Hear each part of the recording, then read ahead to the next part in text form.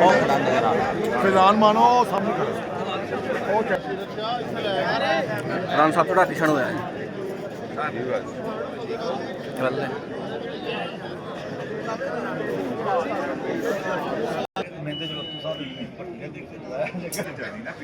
इंशाल्लाह सारे 10-20 second clip जाना है। आगे आगे आगे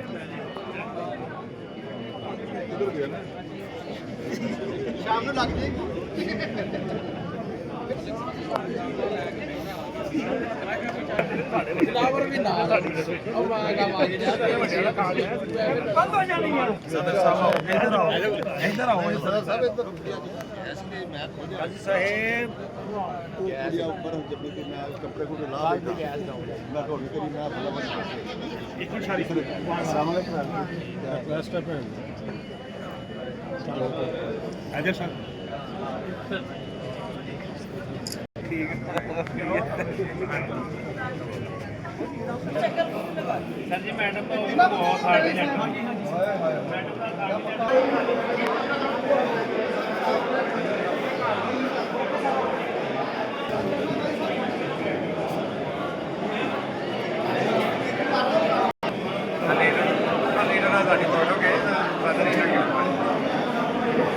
बहुत हार्ड से गुजारिश है कि जो अपने हक के राय नहीं इस्तेमाल कर चुके हैं वो बाहर हाथ से बाहर तकलीफ दे जाए ये सारा इलेक्शन का अमल स्मूथली जारी रह सके।